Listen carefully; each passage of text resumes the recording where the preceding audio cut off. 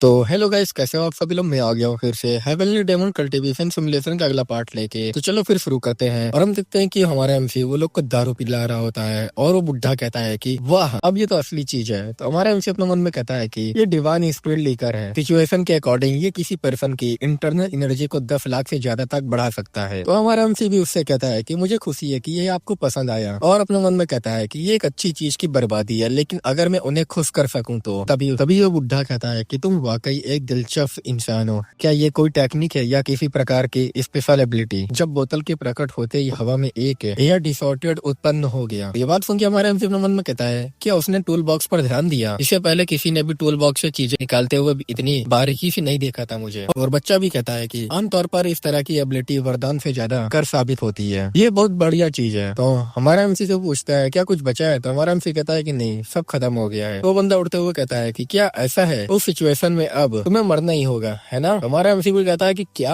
अरे रुक जा यार मेरे भाई, तू मारने पे क्यों तुला हुआ है? वो बोलता है कि चलो तुम्हें मार डालते हैं। तो हमारा एमसी भी कहता है कि प्लीज मेरी तुम एक बार बात तो सुन लो। तभी वहाँ पर आइस की दीवार खड़ी हो जाती है और ये बुढ़े ने खड़ी किया होता है और कहता है कि तुम्हारे साथ क्या गलत है पागल साले? इतने बढ़िया शराब लाने वाले मेहमान के साथ ऐसा करना चाहिए तुम्हें? तो सफेद बलाला कहता है कि ऑर्थोडॉक्स से एक नाजायज संतान की रक्षा करना, तुम कितनी नीच हरकत पर उतर आए हो। वो चिल्ला के कहता है कि मैंने तुमसे कहा था ऐसा नहीं है, ये पर्सन हमारे मेन कल्ट का वॉरियर है। तो बंदा कहता है कि क्योंकि बात यहाँ तक आ गई है तो मुझे लगता है कि अब समय आ गया है कि हम इस मामले को हमेशा के लिए सुलझा दें। तो बुढ़ा भी कहता है कि मैं इसका वेलकम करता हूँ। इससे फाइनली ये पता चलेगा कि किसकी मार्शल आर्ट सबसे बेस्ट है। दूसरी तरफ लोग पावर अपना रिलीज कर रहे होते हैं। तो हमारा ये देख के अपने मन में कहता है ओ गॉड, ये फिर से क्यों हो रहा है? मैंने तो बस उन्हें लड़ाई से बचाने के लिए डिवाइन स्पिरिट लेकर भी पिला दी थी। मुझे क्या करना चाहिए? अगर इनमें से किसी की भी यहाँ डेथ हो जाती है तो ये पावर का एक बहुत बड़ा नुकसान होगा। अगर उनका संबंध च्योन में और यो से है, जब मैं उन्हें गोनमा के पास ले आऊंगा तो वो डेफिनेटली भरोसेमंद सहयोगी साबित होंगे। इस समय गोनमा के प्रतिभा की भारी कमी है। संभावना पर भी विचार करना होगा कि शायद मैं मरियो को वापस लाने में एबल ना हो पाऊं। मुझे उन्हें रोकना ही होगा। तो हमारे एमसी चिल्ला के कहता है कि मुझे तुम लोग से कुछ कहना है। क्या वाकई इतने दूर जाने की कोई जरूरत है? तो दोनों कहते हैं कि तुम्हारा मतलब क्या है? तो हमारा एमसी कहता है कि अगर तुमको कोई आपत्ति ना हो तो प्लीज बताओ कि किसी मार्शल आर्ट से ज्यादा पावरफुल है। क्या मैं आंसर दे सकता हूँ? तो वो कहता है कि तुम। तो बुढ़ा भी कहता है कि खैर मुझे लगता है कि तुम ज्यादा ऑब्जेक्टिव हो। ठीक है, तुम्हारी नजर में किसकी मार्शल आर्ट ज्यादा पावरफुल लगती है? हमारा एमसी कुछ नहीं बोलता है। तो वो बोलता है कि ठीक है, तुमको केवल एक ही चुनना है। अगर तुमने एक भी शब्द बोला तो मैं तुम्हारी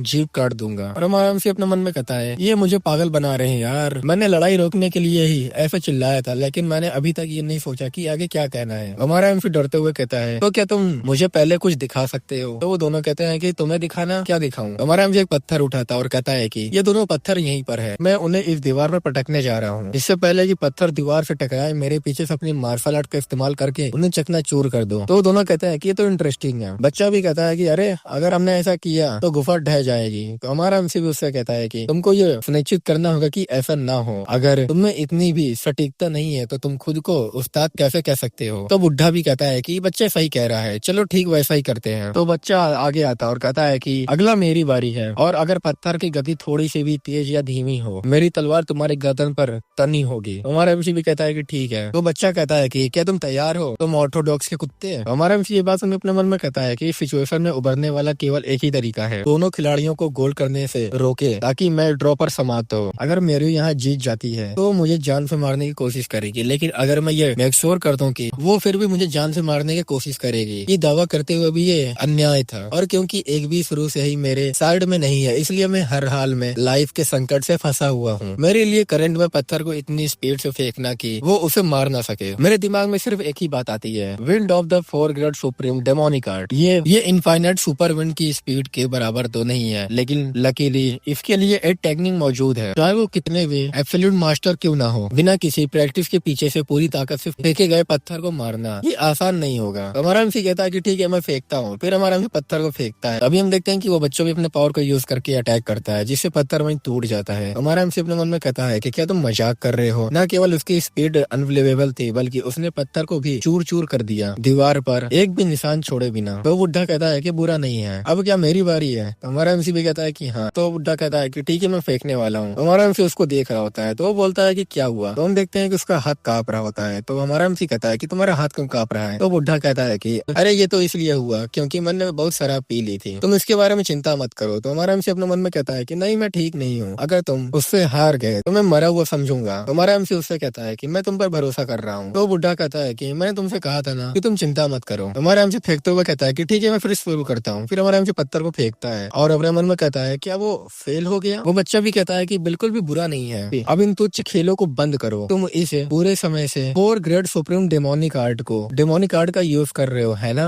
और बुढ़ा भी बोलता है कि सच में तुम हो कौन? 7 डेमन लीडर के न्यू डिसाइपल हो। तो हमारा एमसी भी उससे कहता है कि मैं लीडर का डिसाइपल नहीं हूँ। और अपने मन में कहता है कि क्योंकि बात यहाँ तक आ ही गई है। और उससे कहता है मैंने कहा था कि हम पहले कभी नहीं मिले थे, लेकिन असल में मैं मरियो का डिसाइपल हूँ। तो ये बात सुन के वो लोग एकदम शॉक हो जाते हैं और कहते हैं कि सच में। तो हमारा एमसी ये बात सुन के अपने मन में कहता है कि लकीली वो यहाँ नहीं पूछ रहे हैं कि मरियो 4 ग्रेड सुप्रीम डेमोनिक आर्ट की विंड टेक्निक कैसे सीखी, क्या वो इतने माहिर है कि उसके लिए इसका इस्तेमाल करना भी कोई अजीब बात नहीं है। और फैसला हो चुका है, चलो आगे बढ़ते हैं। हमारा एमसी उन लोग से कहता है कि दरअसल मेरे यहाँ आने का रीजन ये है क्योंकि मेरे लॉर्ड ने मुझे भेजा है, क्योंकि तुम्हारा झगड़ा कभी खत्म नहीं होता। उसने मुझे तुम्हारे मार्शल आर्ट को प्रत्यक्ष रूप से देखने के लिए भेजा था और ये कंक्लूड निकालें कि आप में से कौन ज्यादा पावरफुल है। तो मेरा मानना है कि प्लीज मुझे अपनी मार्शल आर्ट सिखाओ। अगर मैं उनकी तुलना इस तरह से करूँ तो क्या इस मामले का हमेशा के लिए समाधान नहीं हो जाएगा। और हमें बताया जाता है कि मुरिम में कभी कभी लोक कथाएं सामने आती हैं। तो वो बंदे कहते हैं कि तुम्हें सिखाना, और हमारा एमसी भी कहता है कि हाँ। और हमारा एमसी में बताता है 2 ऐसे मास्टर की कहानी जो एक दूसरे को मात नहीं दे सकते, इसलिए उन्होंने अपने डिसाइपल को पीढ़ियों तक प्रेरित किया। और ये बात सुनकर हमारा एमसी अपने मन में कहता है कि मैंने बस ये विचार सामने रखा था, लेकिन अगर मुझे इन दोनों की मार्शल आर्ट विरासत में मिल जाए तो ही अगर बाद में मेरा झूठ सामने भी आ जाए और मेरी डेथ भी हो जाए तो क्या ये इसके लायक नहीं होगा। तो बुढ़ा कहता है कि तुम्हें सिखाना बुरा नहीं है, डेफिनेटली प्रियरिटी डिटरमाइन करता है। तो बच्चा भी कहता है कि क्या होगा अगर इस बच्चे में प्रतिभा की कमी हो और वो मेरी स्किल को ठीक से ना सीख पाए, ये तो अन्याय होगा। तो बुढ़ा कहता है कि हाँ, क्या कोई माहिर अपनी गलती का दोष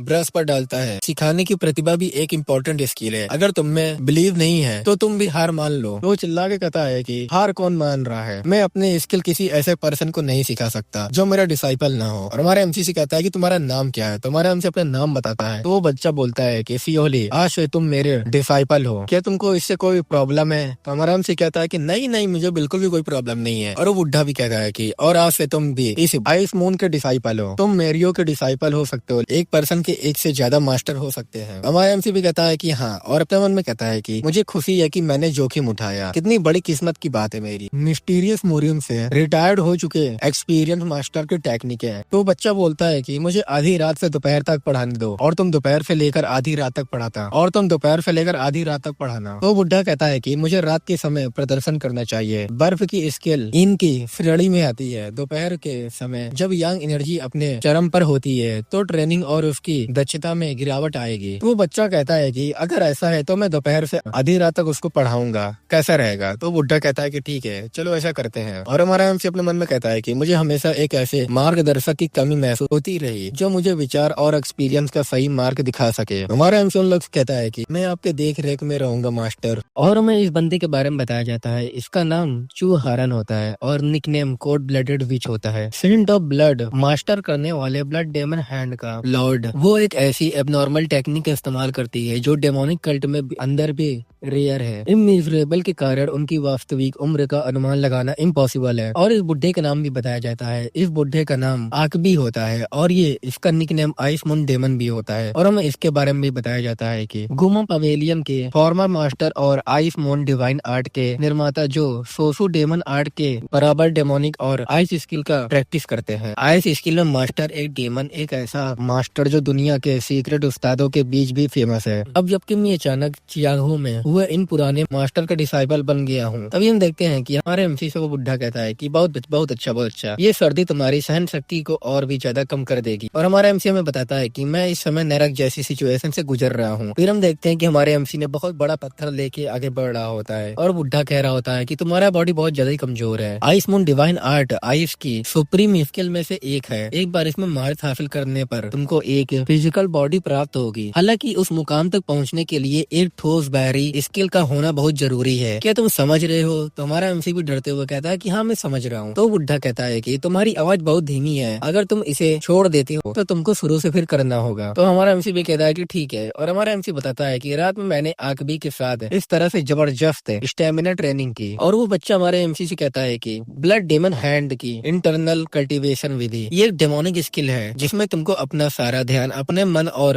उंगलियों पर ध्यान देना होता है। फाइनली ब्लड डेमन हैंड पर महारत हासिल करने के लिए अपने हाथों को स्ट्रॉन्ग बनाना ही सबसे इम्पोर्टेंट बुनियादी बात है। इसकी शुरुआत जियानहू के आयरन सैंड पंप के समान है, लेकिन ब्लड डेमन हार्ट तो जहर से भरा होना जरूरी है। इसमें कुछ खास नहीं है, बस अपना हाथ इसमें जार में डाल दो, उसमें लाल रेत है, जहरीले रेत भर दो और उसे 1 महीने तक उबलने दो, बस इतना ही। तभी हम देखते हैं कि उसमें हम कुछ बिच्छू लोग होते हैं तो हमारा एमसी भी एकदम डर जाता है। हमारे एमसी को बंदा कहता है कि ये दर्दनाक होगा लेकिन इससे क्या फर्क पड़ता है, ये जहर तुमको अनबिलीवेबल रूप से पावरफुल बना देगा। तो हमारा एमसी भी कहता है डरते हुए, क्या हम सच में ऐसा कर रहे हैं? तो बंदा कहता है कि मेरे पास इसका एंटीडोट है, इसलिए चिंता करने की कोई जरूरत नहीं है। तो हमारा एमसी कहता है कि तुम मुझसे मजाक तो नहीं कर रहे हो, है ना? तो वो गुस्साते हुए कहता है कि जल्दी से अंदर डालो अपना हाथ, अगर तुम नहीं चाहते हो तो अभी इसी वक्त मेरे हाथों मर सकते हो। तो हमारा एमसी भी कहता है कि ठीक है मैं कर रहा हूँ, और हमारा एमसी हमें बताता है कि दिन के दौरान चू हारन का ब्लड डेमन हैंड का प्रैक्टिस जारी रहा। पॉइजन के प्रति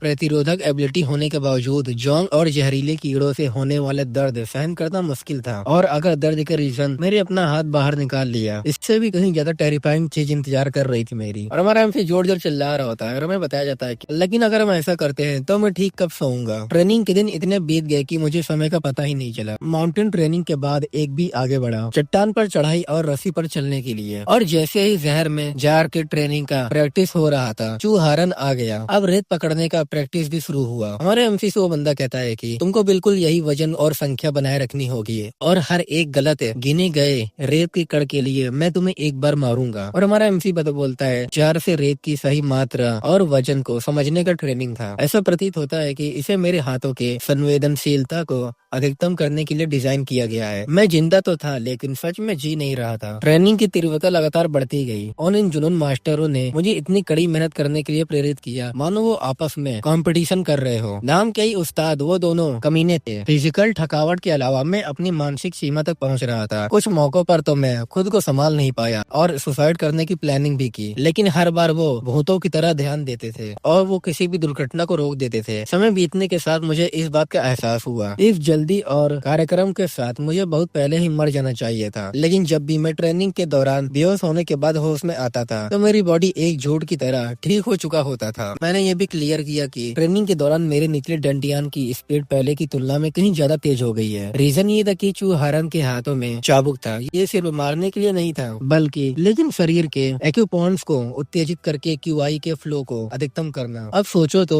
एक भी की स्किल्ड की ट्रेनिंग भी वैसे ही थी। इतना ज्यादा लुढ़कने के बाद मुझे संतुलन की ऐसी समझ विकसित हो गई जो बाहरी झटकों से कहीं ज्यादा डगमगाती थी, और कम नींद लेने के बावजूद मेरी सहन शक्ति अपने आप ही ठीक हो गई। मेरी बॉडी एक भयानक संरचना में बदलने लगा। मुझे नहीं पता उन्होंने ऐसे कैसे किया, लेकिन एग्बी ने किसी न किसी तरह की विधि भी तैयार रखी होगी। हमारे एमसी से वो बंदा कहता है कि अब इस बार जार में हाथ डालने बिना रेत को पकड़ने की कोशिश करो। तो हमारा एमसी भी उससे कहता है कि क्या मैं ये कैसे कर सकता हूँ बिना अपना हाथ डाले? तो बंदा कहता है कि ब्लड डेमन हार्ट और ब्लड डेमन हैंड की इंटरनल टेक्निक का संचार करते समय अपनी सेंसेस को तेज करने के लिए अपना सारा ध्यान अपने मन और उंगलियों पर ध्यान दो। तो ये बात सुन के हमारा एमसी अपने मन में कहता है मैं सरप्राइज हूँ कि ये किस तरह की बकवास कर रहा है, लेकिन अब तक की ट्रेनिंग के आधार पर वो एक सनकी हो सकता है, लेकिन वो धोखेबाज नहीं है। उसके ऑर्डर के पीछे कोई ना कोई इरादा जरूर होगा। तो हमारा एमसी अपने हाथ को आगे करता है और उस पे से ऑरा निकलने लगता है। तो हमारा एमसी फोकस करते हुए कहता है कि मेरी उंगलियों तक मुझे फोकस करना है, और अपनी मुट्ठी को बंद करता है। और हमारा एमसी कहता है कि मास्टर। तो वो बंदा भी कहता है कि हाँ यही डेमन हैंड का स्किल है, और हमें दिखाया जाता है कि हमारे एमसी के हाथों में रेत आ जाती है। तो हमारा एमसी भी कहता है कि ये तो अनबिलीवेबल है, और वो बंदा अपने मन में सोच रहा होता है कि ये मेरी उम्मीद से भी तेज है। मैंने कल्टीवेशन के अनुसार निचले डेंटियन की सारी एनर्जी और ब्लड के फॉर्मेशन के लिए हेल्प पाथ को उत्तेजित किया, लेकिन मैंने कभी नहीं सोचा था कि इससे इतना अच्छा रिजल्ट मिलेगा। मुझे इसको थोड़ा और क्लियर करना होगा। हमारा एमसी से वो कहता है कि चलो अब तुरंत अगले राउंड पर चलते हैं। तो हमारा एमसी भी कहता है कि अभी तो बोलता है कि हाँ मैं इस रेत को यहाँ गिरा दूंगा। तुमने जो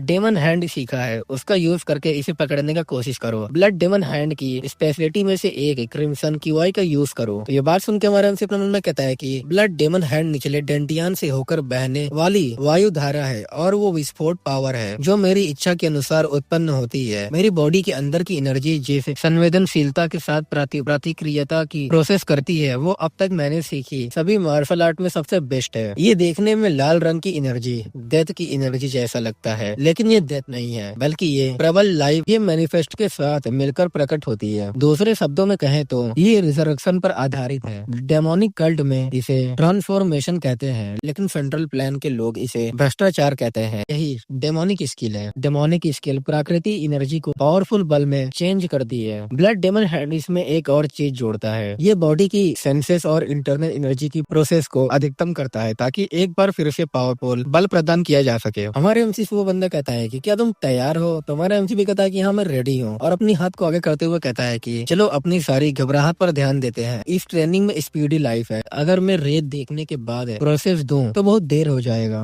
फोकस करो, फोकस करना है मुझे। और अपने हाथ को एकदम सामने कर देता है, उसके पास ही भी गुजरता है और वो भी एकदम देख के हैरान हो जाता है। हमारा एमसी भी कहता है कि मैं सक्सेसफुल हो गया। और ये बंदा भी अपने मन में कहता है कि ये बच्चा डेमन हैंड की मूलभूत पावर, इसका कोई मतलब ही नहीं बनता। उसने तो इसे ठीक से सीखा भी नहीं। मैंने कोड़े से उसके एक्यू पॉइंट को भेद कर और इंटरनल कल्टीवेशन को स्थानीय करके उसकी क्यूआई को ट्रांसफर किया, लेकिन इस स्रोत की पावर का यूज करना बिल्कुल अलग ही बात है। बेशक मैंने ये एक्सेप्ट किया कि उसका बॉडी दूसरों की तुलना में अच्छा था। मैंने खून और जहर प्रतिरोधक क्षमता रखने वाला कोई पर्सन पहले कभी नहीं देखा था। फिर भी जिस तरह से वो इस समय ब्लड डेमन हैंड का प्रैक्टिस करता है, क्या वो एनर्जी को कंट्रोल करने की सीमा से आगे बढ़कर मिड इल्यूशन के चरम पे इंटर कर चुका है? ऐसा नहीं हो सकता। हमारा एमसी उससे कहता है कि मास्टर क्या कोई ऐसी चीज जो आपको पसंद नहीं है? तो बंदा कहता है कि फिलहाल कोई ट्रेनिंग नहीं होगी अब। हमारा एमसी कहता है कि क्या? तो बोलता है कि इसका मतलब ये नहीं है कि सब कुछ खत्म हो गया है। मैं ब्लड डेमन हैंड पर एक काम करूंगा, इसलिए इसे ध्यान में रखो। हमारा एमसी अपने मन में कहता है कि सब ठीक रहा